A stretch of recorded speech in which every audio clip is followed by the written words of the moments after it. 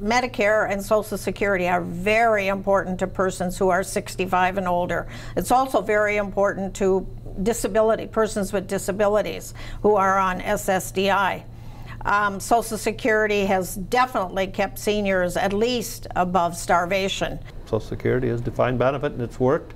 It's worked for many years. As I can remember Congressman Oberstar telling us a number of years ago, he said it's one of the only funds and programs the United States ever put together that's working and will continue to work. There are almost daily stories about how Social Security is in trouble. Some say that Social Security will collapse. Some say that people are retiring too early. Some say that the cost of living increases are too rich. Some say that private accounts are better. Some say that the country cannot afford to put more money into Social Security. The truth is that Social Security is not in crisis. Even the Wall Street Journal agrees. On November 17, 2007, they wrote, "The biggest myth is that Social Security will go broke or bankrupt in coming decades. At no point will Social Security collapse." Each year, the Social Security trustees issue a report on the health of the fund. Here is what they found in 2012. 158 million workers pay into the fund. 56 million people receive Social Security benefits. 39 million retirees and dependents, 6 million survivors, and 11 million disabled workers and dependents. Social Security paid out $736 billion in benefits in 2011. It took in $805 billion in revenue. This means Social Security made money in 2011. Social Security ended 2011 with assets of $2.7 trillion. That is trillion with a T. It is not broke. Based on the horror stories about Social Security, you would think that seniors are getting rich on their Social Security checks.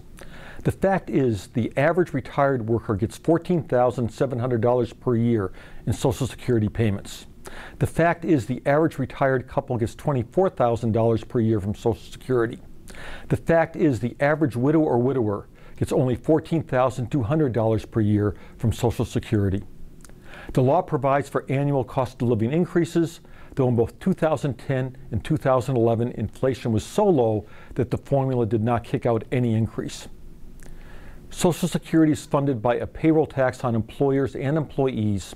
Each pay 6.2% of wages or salary up to $110,100. Any income above that is not taxed. So where's the crisis? The trustees report that Social Security will continue to take in more money than it pays out through 2021. Starting in that year, it will begin to draw down the trust fund as more baby boomers retire. Even if we do nothing, the trust fund reserves will last until 2033. And even then, Social Security would pay all benefits for current and future retirees at 75% of the normal benefit rate. So while there is a problem, there is no crisis. And as we have seen, we will need Social Security more than ever. Defined benefit plans will cover fewer workers. Defined contribution plans will not provide an adequate retirement except for those at the highest income levels. Social Security will be the main source, and for too many people, the only source of guaranteed retirement income. What must a real solution look like? It must protect both the benefits promised to the already retired and the benefits promised to current workers. It must allow workers to retire when they need to, not tied to a formula which assumes everyone is able to work longer and longer. It must recognize that most workers are paying the payroll tax on all of their wages. They are already paying their fair share. It must recognize that seniors need those cost of living adjustments. There is a solution. The Congressional Budget Office has examined the many different proposals to solve the problem. As we saw, the current payroll tax is capped at $110,100 per year. High earners pay nothing on wages above that amount. The CBO says that if we tax all income and pay benefits on all income, we will guarantee full benefits for everyone through 2083. Lifting the payroll tax cap solves the problem by asking all workers to pay their fair share to protect Social Security.